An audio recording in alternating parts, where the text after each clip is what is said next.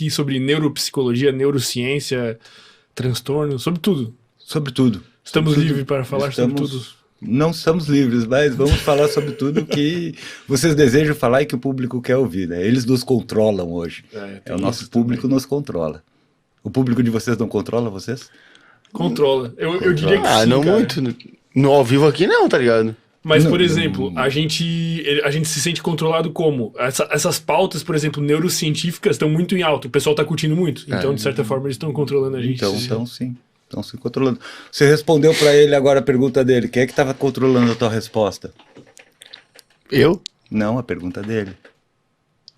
A pergunta dele é que controlou a tua resposta. Caramba. Né? Ele tá te controlando. E você tá controlando ele e agora você tá me controlando. Então, não tem como a gente dizer que a gente tem controle sobre o nosso comportamento porque a gente responde para o ambiente. Certo? E a gente responde para o ambiente a partir de um conjunto de informação que a gente tem mais ou menos armazenado e que a gente consegue acessar para responder essas questões. Então a gente nunca está sob controle próprio, sempre sob controle do ambiente. Aliás, tem uma coisa Não deu tempo nem da gente começar, a gente já tá... Tá, mas tem uma coisa que eu gosto de falar, que é interessante, assim, porque as pessoas não se dão conta disso. A gente se controla quando a gente tenta controlar o outro. Então imagina o seguinte, imagina que a gente está aqui conversando, né? Então enquanto eu estou conversando com você, eu estou, ao mesmo tempo, meu cérebro, ao mesmo tempo, ele está fazendo o que a gente costuma chamar de teoria da mente, que é tentar entender o que vocês estão querendo e como que vocês estão processando essas informações. E aí ele vai adaptando essas informações para chegar no objetivo dele. Quer fazer vocês compreenderem isso ou assumir o mesmo ponto de vista que eu. Uma manipulação. Se você quiser chamar de manipulação, pode chamar de manipulação. Eu diria que o controle se estabelece nessa relação entre eu e o outro. Ou melhor, entre o meu cérebro, o que o meu cérebro acha que o outro está pensando e o que ele quer do outro. Certo? Então, de certa maneira, o controle é sempre contextual. E essa é uma palavra que eu vou usar bastante, assim, contexto. Né? Porque a gente acaba criando situações na qual a gente tem demandas para responder. A gente criando situações, as situações vão criando demandas para nós responder. E a gente vai buscando, o nosso cérebro vai buscando essas informações, organizando elas para que a gente possa dar conta dessas demandas. Então essa história assim de eu me controlo ou eu controlo as situações, ela é muito relativa. Porque ela está muito ligada à forma como a gente experimenta essas situações, certo? E aí tem um detalhe que para nós é importante, assim, né? Eu gosto sempre de começar a falar das coisas a partir de um ponto de vista que para mim é essencial para a gente entender o trabalho da psicoterapia e, de certa forma, também o trabalho da avaliação neuropsicológica, né? O que está em jogo numa ciência psicológica? A experiência do indivíduo. Né? Por que eu falo da experiência do indivíduo? Porque se a gente for parar para pensar, tudo que existe está, de certa forma, dentro da nossa experiência. Não existe nada acontecendo fora da nossa experiência. Certo? Tudo que a gente vive e experimenta é o que está acontecendo aqui e agora. Tipo, a nossa realidade é limitada aos nossos sentidos. Tipo, a nossa realidade é a nossa experiência. Né? Você está dormindo, está tendo um sonho. O teu sonho, naquele momento, ele é real, certo? Enquanto você está experimentando, ele é real. Depois você acordar assim, foi, graças a Deus, passou. Dependendo do sonho, até ser, puta, que bosta, né? Mas enquanto você está ali sonhando, enquanto o cérebro está ativo durante o processo de sono, né? Fazendo seus ajustes metabólicos, você gera uma experiência. Você gera uma experiência, e essa experiência dentro daquele contexto pode ser efetivamente confundida com uma realidade. Né? Então, a gente está, de certa forma, preso nas nossas experiências. Né? Nós somos um produto das nossas experiências. E a nossa experiência é um produto do sistema nervoso central. Né? Isso é interessante também para a gente colocar. Então, quando a gente pensa em psicologia, do meu ponto de vista, a gente está pensando na experiência individual. Aí depois eu vou ter que falar um pouquinho sobre essa questão do indivíduo também, né? Porque ele ganha um contorno específico dentro dessa perspectiva das neurociências, né? Mas a gente está falando de experiência, a gente está falando de como que como um fenômeno circunscrito no tempo e no espaço, gera uma realidade, que é a minha própria experiência, certo?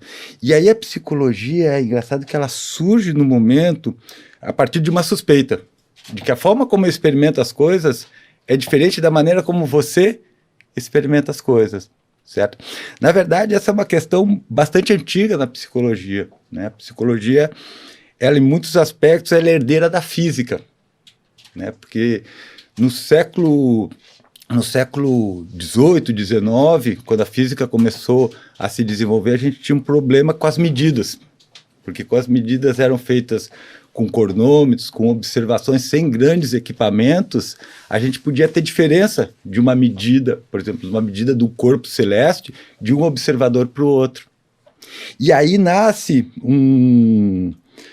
uma disciplina da física que vai se chamar de psicofísica, né, encabeçado por alguns autores como Fichtner, Titchener, que são caras que vão tentar entender como é que ocorre essa percepção e como é que ocorre essa distorção da percepção. E isso vai dar, de certa forma, origem à psicologia, né? Os estudantes de psicologia sabem disso. Vai ser criado um laboratório específico, que é o laboratório da cidade de Leipzig, né? Que é considerado um ponto inaugural da psicologia como ciência, né? E a partir daí a história da psicologia vai se desenrolando a partir de um conjunto de teorias que vão tentar explicar efetivamente como nós geramos a nossa experiência, né? Outras áreas da psicologia gostam de chamar isso de subjetividade e subjetivação, certo? Então, como é que nós geramos a subjetividade, certo? Porque, por exemplo, tem experiências que são que a gente pode compartilhar. Todo mundo está vendo esse copo aqui. Certo. Perfeito, é uma experiência compartilhada, né?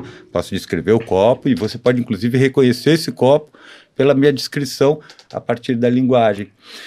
Mas tem elementos dessa experiência que são privados, né? Por exemplo, você, esse copo é legal, esse copo me lembra uma festa que eu fui, esse copo, sei lá, não gostei. Enfim, você pode ter uma experiência interna com esse objeto que ela talvez não seja tão facilmente compartilhado, certo?